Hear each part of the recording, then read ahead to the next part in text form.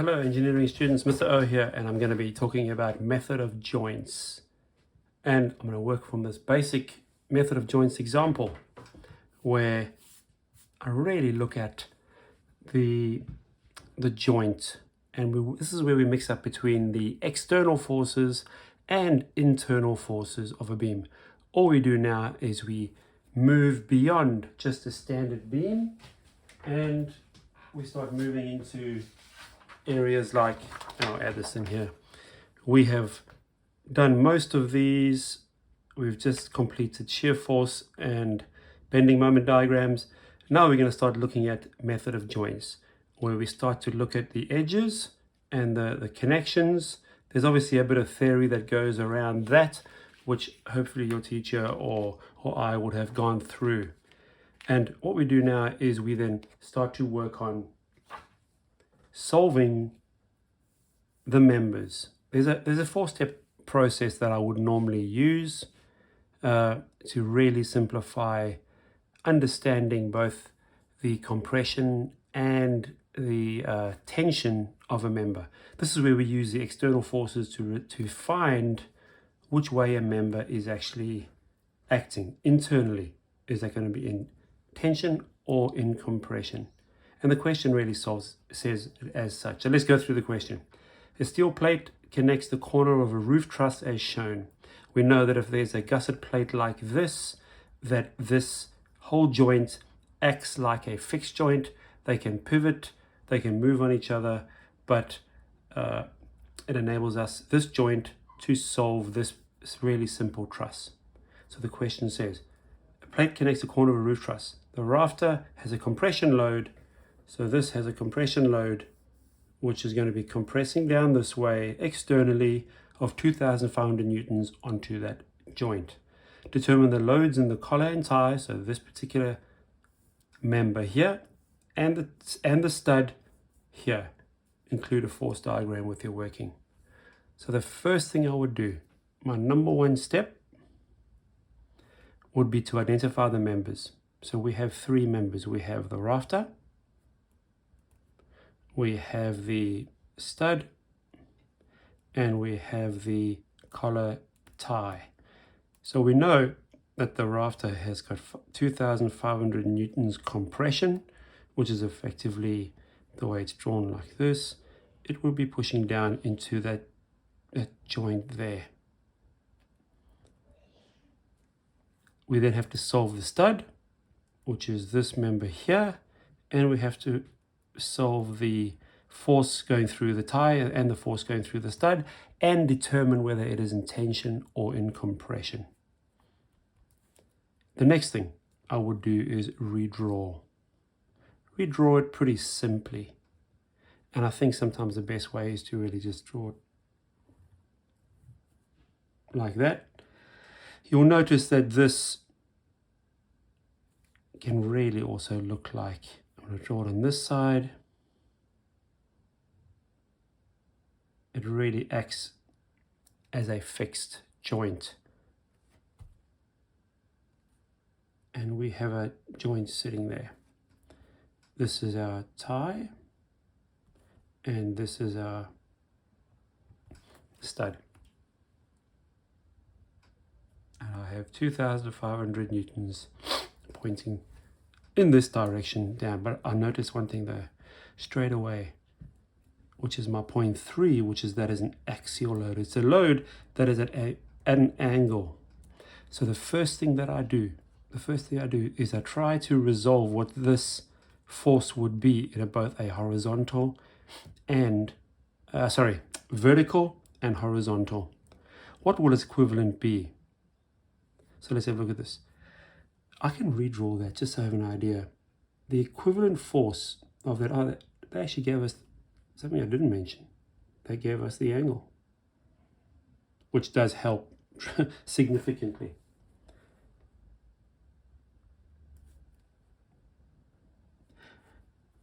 But this force, if it's pointing that way, it would really have a horizontal component, a vertical component, I keep on saying that wrong, horizontal component, and that it is itself the resultant. That's our rafter. Okay. Now, if we look closely, that 37 degrees goes across. This is the opposite, and this is the adjacent. And the rafter is the hypotenuse. But we know that we want to solve the opposite. We want to solve the vertical component of that rafter, and we want to solve the adjacent of that rafter. We really want to understand its equivalent vertical and horizontal components, because only then, when we do method of joints, we have to only work on the vertical and horizontal forces. We cannot work with moments around a particular internal force calculation when doing method of joints. So all of our calculations are either going to be vertical, some of vertical forces, or some of horizontal forces.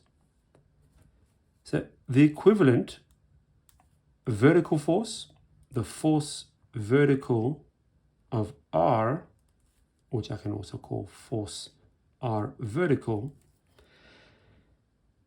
is and will be hypotenuse sine 37 degrees. The force in R, that is the hypotenuse. My vertical force is going to be of R, if the force R vertical is the opposite. Let me expand on this. Opposite over hypotenuse equals sine theta in this particular triangle. And my equivalent vertical, this is my force R vertical. I've resolved it to my vertical force. If I times that through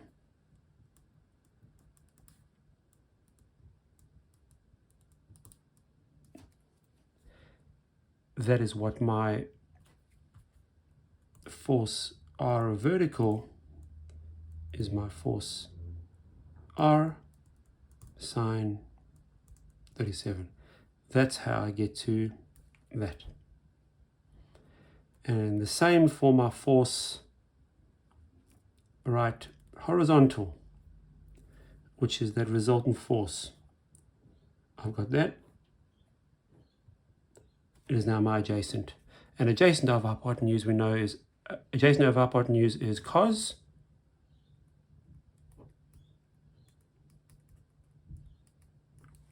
of that angle is my hypotenuse cos 37 degrees, and my hypotenuse we know is my force R. So I've effectively resolved that downward external force into its vertical and its horizontal force.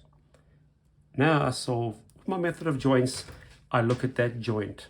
I say, what forces visually are acting on that? And if first thing I'm going to do is I'm going to do a method of joints, and I'm going to go the sum of the forces vertical equals 0. And the way I solve this now is I say the sum of my forces down equal my sum of my forces up, acting at that joint. So I'm going to draw that joint. So what I have is I have the vertical force of my rafter pointing downwards.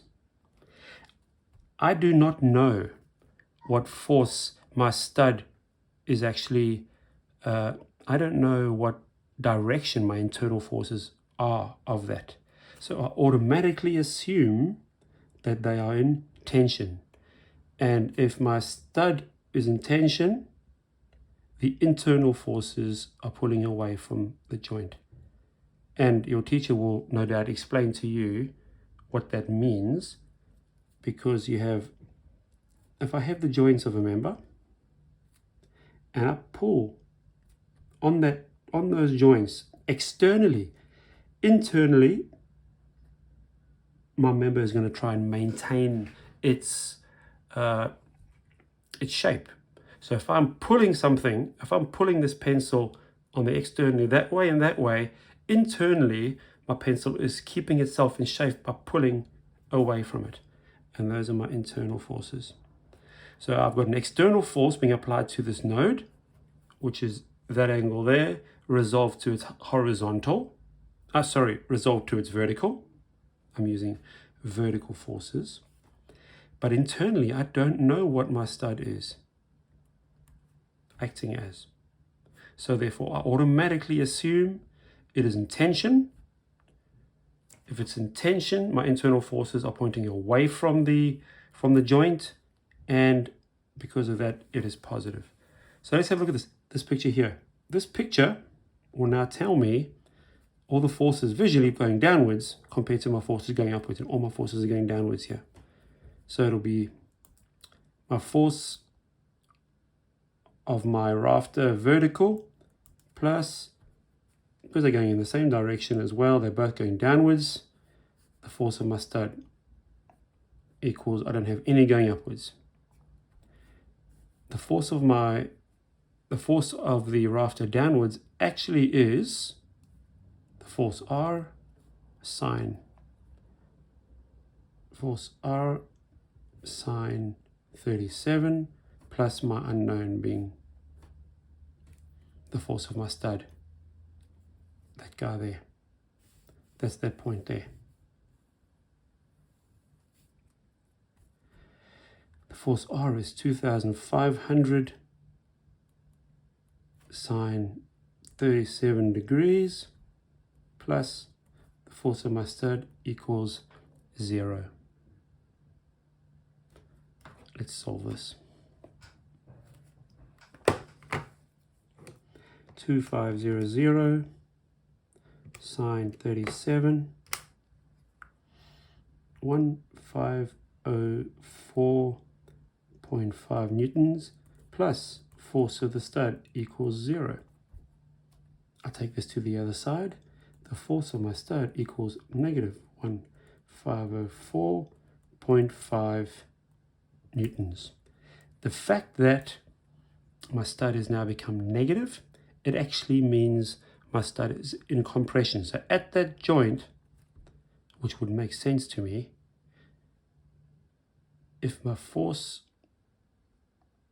of the rafter vertical is pushing downwards, my stud is actually in compression. It's pushing upwards. Internally, if I push into these 2 points at the end and I push towards into it, these are going to push away so that that it doesn't compress or doesn't get squashed. So in compression, that member is actually pushing upwards. And I say because it's negative, it is in compression.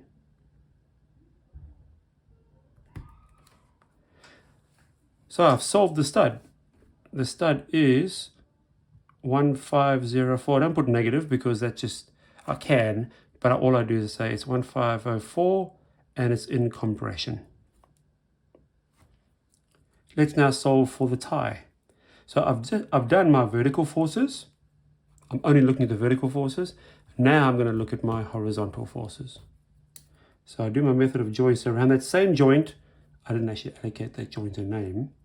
Normally I would if I have a bigger problem. So I go sum of my forces horizontal equals 0.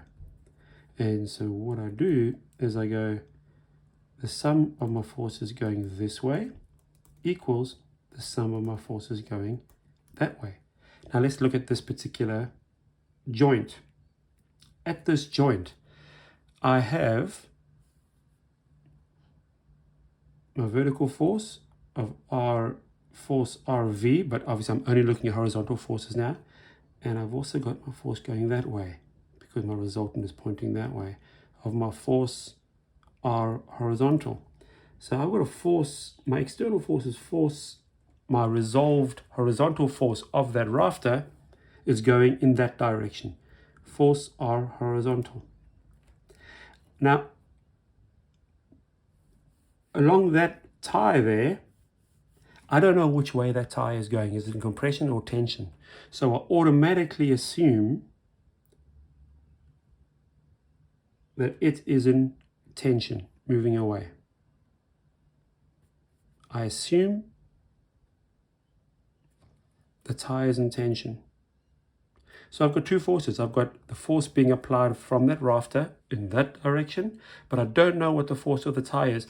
I'm going to assume it is in tension, therefore the force is going away. And so let me draw that then. I have the force of the tie going in that direction, and the force of the rafter in horizontal. I've worked it out there. It's going to be cos. So the force of my tie is the force of R cos 37 degrees. And that's it. At that joint, I don't look at any vertical forces. I only look at the horizontal forces. And that means it's 2,500 cos 37 degrees. 2500 cos 37,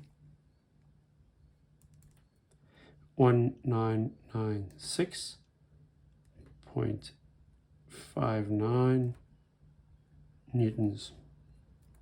The force in the tie is positive, and because it's positive, it means that actually is in tension.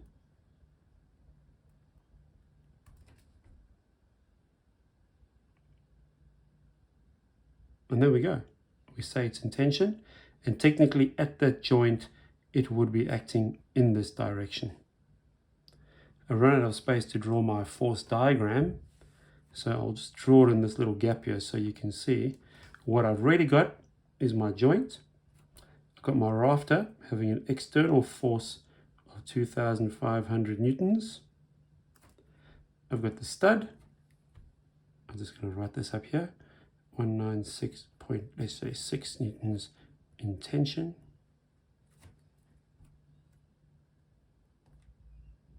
This guy is in compression. Well, this guy was compression, we were told that. This is 1504.5 newtons compression.